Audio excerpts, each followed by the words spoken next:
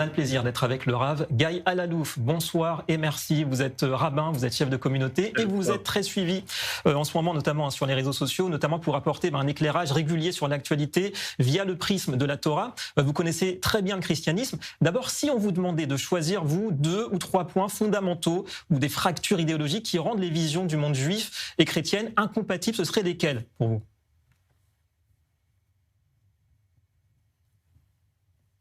Je pense qu'aujourd'hui, de notre temps, le point central qui nous concerne, c'est comment gérer en temps de crise. En temps de crise, les relations sont testées.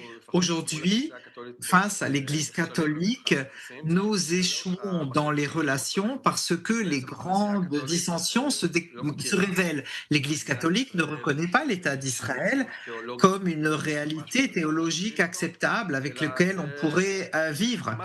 Mais c'est quelque chose de politique qui n'est pas vraiment acceptable. Bref, et tous les problèmes théologiques surgissent quand les Juifs doivent utiliser la force, quand ils sont en guerre.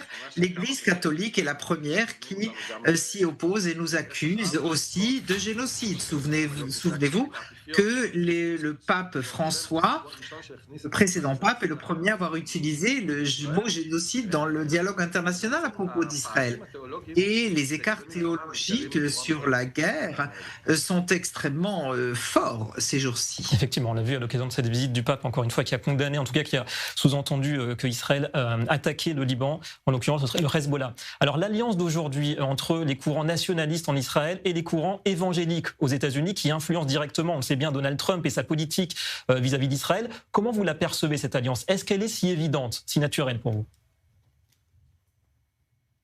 Je ne pense pas que ce soit quelque chose de naturel. Je pense que c'est quelque chose de très complexe. Nous sommes très inquiets de ces conceptions. Nous, en tant que Juifs en Israël, les évangéliques ont des programmes messianistes théologiques pour Israël et eschatologiques. Nous ne savons pas ce qui va se passer et comment ils réagiront le jour où ces projets ne se réaliseront pas. Par exemple, ils ont l'intention de convertir tous les Juifs, quand les Juifs reconstruiront le temple et tout ce genre de choses. Nous sommes très inquiets du résultat sur le long terme. Je crains que l'alliance avec les évangéliques est très complexe et doit être très, très prudente pour ce qui concerne les Juifs d'Israël. Ouais. On est dans le bon timing, Rav Alalouf, puisque cette semaine, la lecture hebdomadaire de la Torah concerne la relation entre Jacob, justement, et son frère Esav, son frère jumeau, symbole de la confrontation Israël-Occident. On reste sur ce schéma d'un paradoxe, c'est-à-dire des frères jumeaux à l'origine, mais 2 chemins, finalement, qui se sont séparés. Absolument, absolument. Mais il faut se souvenir que quand les voix sont très différentes, nous restons frères. Nous croyons que nous devons continuer à vivre ensemble. J'ai vu les images autour des grandes questions, comment on considère les chrétiens ici en Israël. Je crois que nous devons considérer les chrétiens comme des êtres humains avec respect et comme des frères proches, même s'ils sont très différents dans leur foi. Au-delà de cela, et l'inquiétude pour les Juifs à travers le monde entier, nous savons que beaucoup de nos frères de Beth Israël vivent dans des pays chrétiens et même s'ils ne sont pas religieux, les pays sont quand même des pays chrétiens qui souffrent de antisémitisme et nous sommes inquiets et nous attendons qu'on considère les Juifs comme il le faut en France, aux États-Unis et partout dans le monde entier. Ouais, on parle beaucoup de valeurs judéo-chrétiennes en ce moment en Europe, justement. Il y a une sympathie de pas mal de pays qui ont viré à droite politiquement pour le patriotisme israélien. Est-ce que là aussi, vous voyez peut-être des ressorts théologiques sur ce rapprochement de valeurs identitaires? Oui, écoutez, je pense en effet que ça n'est pas seulement avec la droite. Je pense que c'est tout ce qui est centre-droit, tous ceux qui sont enracinés dans le monde de la tradition sont reliés aux idées de droits humains, de l'homme qui est créé à l'image de Dieu, du libre arbitre, du développement humain, que l'on trouve dans le judaïsme et dans le christianisme. Nous croyons naturellement à beaucoup de choses dans les textes sacrés qui sont communs.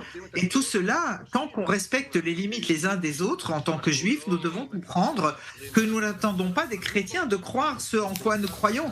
Et les chrétiens surtout doivent croire, comprendre que la mission pour nous est extrêmement dangereuse. Ici en Israël, c'est tout à fait intolérable. Notre mémoire historique de long terme est très très vigilant à ce propos. D'ailleurs, pour conclure ce grand dossier de la semaine, on a parlé de ça toute la semaine, l'une des grandes leçons de ces 2 millénaires finalement, c'est que ni l'oppression du Vatican, ni les siècles qui ont été passés sous l'influence de l'Occident, donc l'assimilation aussi bien souvent, n'ont pu avoir raison de l'essence du peuple juif et de sa tradition qui apparaît aujourd'hui peut-être plus revigorée que jamais. Est-ce que vous pensez qu'Israël, le judaïsme, s'affirme aujourd'hui depuis la terre d'Israël ?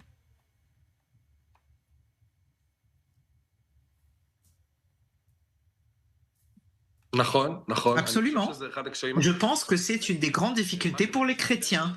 Ce qui pour nous est une rédemption, nous pensons vivre des jours de rédemption, nous réalisons notre vocation en vivant ici en terre d'Israël, dans l'État d'Israël, et je pense que les Juifs du monde entier sentent la même chose et sont liés à cela. Pour les chrétiens, c'est complexe. Du point de vue théologique, la théologie chrétienne considère le judaïsme comme une religion dépassée, que les Juifs devraient baisser la tête et reconnaître. Et donc, c'est un des problèmes pour les chrétiens qui doivent réfléchir à comment reprendre toute cette idée théologique.